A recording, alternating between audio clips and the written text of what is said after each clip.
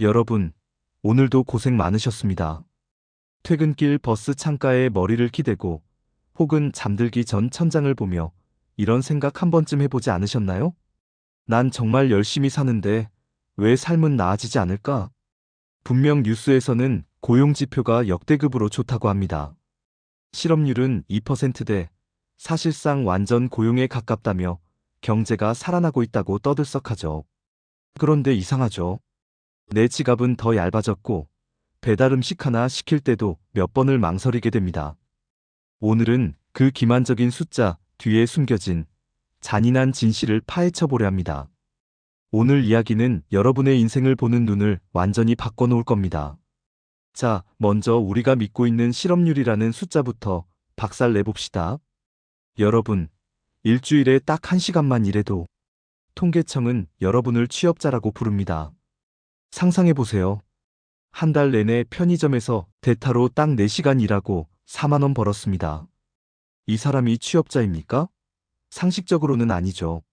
하지만 국가 통계에서는 삼성전자 신입사원과 똑같은 취업자 한 명으로 카운트됩니다. 이게 바로 숫자의 장난질입니다. 실업률은 당신이 먹고 살 수 있는지를 묻지 않습니다. 그저 일하고 있니? 만 묻죠. 예를 들어볼까요? 요즘 길거리 보면 배달하시는 분들 정말 많죠. 오전엔 쿠팡이츠, 오후엔 배민, 밤에는 대리운전. 몸이 부서져라 뜁니다. 통계상으론 완벽한 취업자입니다. 심지어 고용을 창출하는 영웅처럼 보일 수도 있죠. 하지만 그 속을 들여다보면요.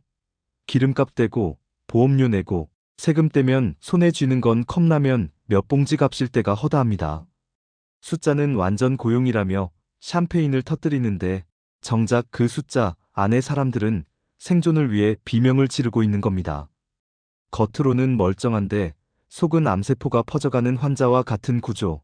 그게 지금의 대한민국 고용시장입니다.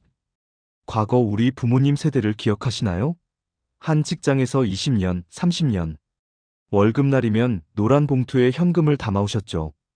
그 월급 하나로 자식들 대학 보내고 집도 샀습니다. 하지만 지금은 일자리의 질이 완전히 변질됐습니다. 이제 기업들은 사람을 통째로 사지 않습니다. 아주 잘게 조각내서 삽니다. 오전 11시부터 오후 2시까지만 필요해. 주말에만 잠깐 와서 일해. 이걸 요즘 말로 긱경제, 엔잡러라고 멋지게 포장하죠. 하지만 본질은 책임지지 않는 일자리의 폭발입니다. 여러분, 오전엔 카페 알바, 오후엔 과외, 밤엔 배달. 이렇게 세 가지 일을 하면 수입이 3배가 될까요? 아니요. 3배로 힘든데 돈은 예전 정규직 하나보다 못합니다. 왜일까요? 언제든 대체 가능한 일들이기 때문입니다. 내 뒤에 수만 명이 줄 서 있으니 단가는 자꾸 떨어집니다. 일을 안 하는 시간에도 우리는 다음 일감을 찾느라 스마트폰 앱을 새로 고침합니다. 몸은 쉬고 있어도 머릿속은 퇴근하지 못하는 사회. 우리는 지금 일이 많아진 사회가 아니라 누군가 버린 조각난 일을 서로 가지려고 싸우는 사회에 살고 있는 겁니다. 더 가슴 아픈 건 자영업자들의 이야기입니다.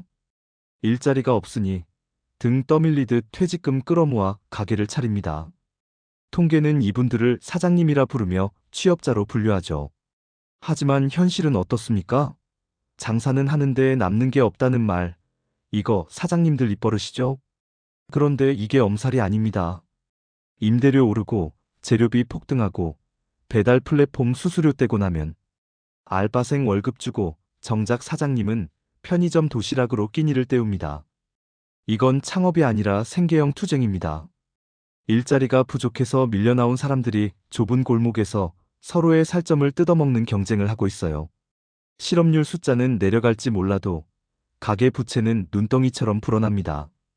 일을 하면 할수록 빚이 늘어나는 기이한 구조.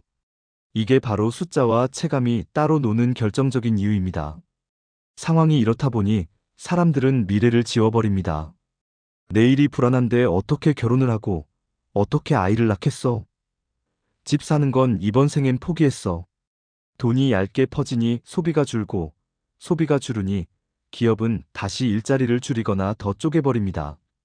완벽한 악순환이죠. 그런데 정부는 왜 계속 실업률 타령만 할까요? 그게 가장 관리하기 쉬운 성적표니까요. 체온이 정상이라고 해서 암 환자가 건강한 건 아니잖아요. 우리는 이제 질문을 바꿔야 합니다. 대한민국에 일자리가 얼마나 많으냐가 아니라 그 일자리들이 한 사람의 인생을 책임질 수 있느냐라고 말이죠. 자, 그럼 우리는 어떻게 해야 할까요? 구조가 하루아침에 바뀌진 않겠죠. 하지만 속고만 있을 순 없습니다. 여러분, 오늘부터 국가의 실업률 대신 딱 3가지만 내 삶의 지표로 삼으세요. 내 현금 흐름의 두께를 보세요. 단순히 버는 돈이 아니라 고정비를 뺀 진짜 내 돈이 늘고 있는지 냉정하게 계산하세요. 시간의 가성비를 따지세요. 무조건 많이 일한다고 장땡이 아닙니다. 내 시간을 쪼개 팔수록 내 가치는 낮아집니다. 내 기술, 내 콘텐츠, 내 자산을 만드는 시간을 반드시 확보해야 합니다. 부채라는 사슬을 끊으세요. 소득이 불안정할 때 가장 먼저 나를 옥죄는 건 빚입니다. 고정 지출을 줄이는 게 연봉 500만 원 올리는 것보다 훨씬 빠르고 확실한 승리입니다. 여러분, 가난해지는 건 여러분의 잘못이 아닙니다. 비정상적인 구조 속에서 버티고 있는 것만으로도 여러분은 충분히 대단합니다. 하지만 이제는 눈을 떠야 합니다. 숫자의 마법에 속아 내 삶을 낭비하지 마세요. 오늘 제 이야기가 가슴 답답했던 여러분의 밤에 작은 위로와 방향타가 되었길 바랍니다.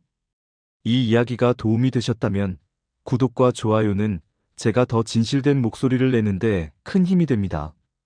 우리는 위기 속에서도 반드시 길을 찾을 겁니다. 숫자가 아니라 당신의 삶이 중요하니까요.